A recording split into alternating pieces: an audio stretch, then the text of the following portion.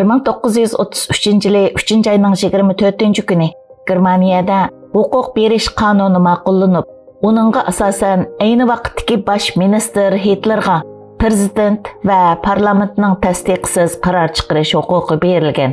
Shuning bilan Germaniyada Yahudilarni Germaniya jamiyatidan siqib chiqarish boshlangan. Yahudilarning tijorati boyqut qilingan, Yahudilar ig'ir darajada kamsitilishga uchragan va chetga qiqilgan. Germaniyaning bu qilmishi xalqaro tanqidlarga uchrab, 1936 yillik Berlin yazliq olimpikni boyqut qilish sadosi yangrashga boshlaganda, Germaniya hukumati o'z tashviqoti uchun 1935 yili Amerikaga ko'chib ketishga majbur bo'lgan Yahudi ayol qilichvozlik mahiri Helena Mayerni Berlin olimpikga alayda taklif bilan qatnashtirgan. Germaniyaning bu tadbiri ayni vaqtda Berlin olimpikini Amerika va Xalqaro olimpik komitetining boyqut qilishidan saqlab qolgan. Ya'ni Germaniya bir Yahudi tanarkatchini Berlin olimpikiga taklif qilish orqali o'zining Yahudilarni kamsitmaganligini, ular qarta irqiy ayrimchilik qilmaganligini isbotlashga tirishgan. Amerika va Xalqaro olimpik komiteti buning bilan Berlin olimpikini boyqut qilmagan. Bir Yahudi bo'lish sifati bilan Helena Mayermo ayni vaqtdagi natsist Germaniyasi uchun musobaqaga qatnashib bir medal olgan. Keyin bu ayol garchi 20 asrdagi 100 dangliq tanarkatchining biri bo'lib baholangan bo'lsa-mu, lekin u natsist Germaniyasi uchun fashist olimpika deb atalgan Berlin olimpikiga qatnashgan va Germaniyada irqiy kamsitish yo'q degan uchurni dunyoga berganligi uchun Yahudilar tarafidan satqin, xoin deb atalgan. Shu ishdan keyin Yahudilar natsistlarning umumyuzlik qirg'inchiligiga duch kelgan. 1941 yildan 1945 yilgacha 6 million Yahudi qirg'in qilingan. Xitoyning Uyg'urlar qarta elib berayotgan irqiy qirg'inchiligi dunyoga oshkorlanishi bilanla kishilar Uyg'urlar uchrayotgan bu dahshatli fojiani Yahudi qirg'inchiligiga selishtirgan va irqiy qirg'inchilik degan atalg'ini qo'llanishga boshlagan edi. Shu sababdan 2022 yillik Beijing qishliq olimpiki boshlanmay turibli kishilar buni Berlin olimpikiga selishtirgan va uni boyqut qilish sadolarini yangratgan edi. Dunyodagi asosliq davlatlarning Xitoydagi olimpikni diplomatik boyqut qilishiga qaramay, Xitoydagi olimpik o'tkazildi.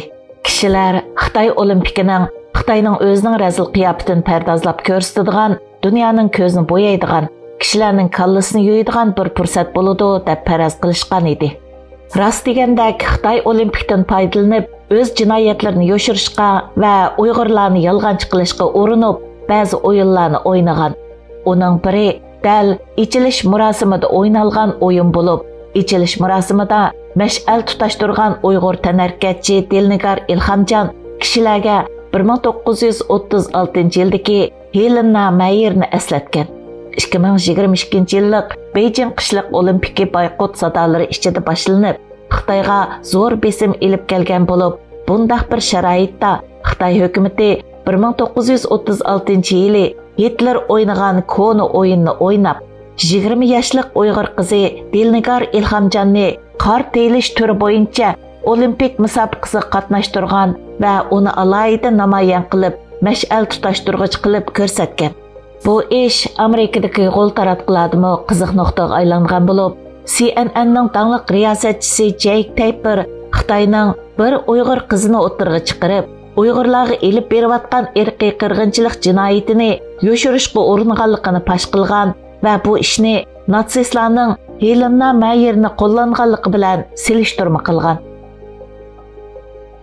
Xitoyning razil o'yinlari Amerika hukumatining jiddiy inkosiga duch kelgan bo'lib, Aqsaray bayonotchisi Jen Psaki 7 fevral kuni mundaq degan.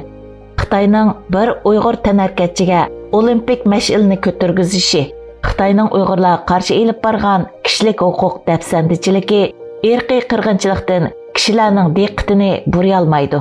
Psaki yana muxbirlarni kutib olish yig'inida mundaq degan. Biz buning kishining diqqatini burishiga qarab turmaymiz. Xitoyda kishilik huquq dafsandichiligi va irqiy qirg'inchilikni ko'rib turibmiz. Xitoyning Uyg'urlar ustidagi irqiy qirg'inchiligini dunyoga pash qilishda ochqushliq rol o'ynagan olim Adrian Zenis Xitoyning Delnigarni mash'al tutaştırgıç qilib chiqarganligini yerginishlik deb tasvirlagan bo'lib, bu Xitoyning o'z jinoyatini iqror qilganligining bir ifodasi ekan.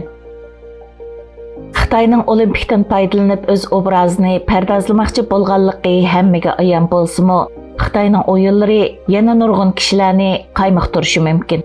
Xitoy bu olimpikda Uyg'urlar xo'shal yashayotidi deb tashviq qilishga alohida kuchigan bo'lib, Urumchidan tarqatilgan Xitoy programmalarida Uyg'urlarning olimpikni tantana qilayotgan, Uyg'ur bolalarning xo'shallikqa cho'mib o'ynayotgan, nurg'un Uyg'urlarning Xitoy bayrog'ini ko'targan holda ot minib tantana qilayotgan ko'rinishlari alohida chiqarilgan. Qashqardagi olimpik mash'al yetkazish faoliyatida Xitoy bilan teng nisbatda Uyg'urlar qatnashtirilgan bo'lib, Xitoyga sodiq Uyg'ur dangliqlaridan Adil Oshur qatorliq kishilar ko'zga cheliqidi. Bu Uyg'urlar xuddi ayni vaqtda Helena Mayer Germaniyada irqiy qirg'inchilik yo'q ekan degan uchurni berganga o'xshash, Xitoy Uyg'urlarga irqiy qirg'inchilik qilmadi degan saxta uchurni yetkazish rolini o'ynaydi. Xitoyning qilmishlari Xitoyning haqiqatan natsist Germaniyasining izidan mengayotganligini, kishilarning bu selishtirishni bekorga qilmaganligini barg'ansir isbotlab bermoqda. Uning bir misoli Xitoyning yaqinda elib berayotgan sun'iy usulda bovoq yetildirish plani bo'lib, Xitoy sun'iy aql texnikasidan foydalanib, sun'iy usulda minglagan bovoqlarni yetildirgan. Buning uchun bovoq parvish qiladigan minglagan mashina odamlarni yasab ishga kirishtirgan bo'lib, bovoqlar planlangan muhit ichida ma'lum sifatlarga ega bo'lib yetiladi ekan. Xitoyning bu ishi natsistlarning a'lo nasl yetildirish uchun elib borgan planliq bovoq tug'dirish planini aslatadigan bo'lib, Xitoyning natsistlarga o'xshash to'liq razil maqsadlarining bir namoyandasi bo'lishi mumkin.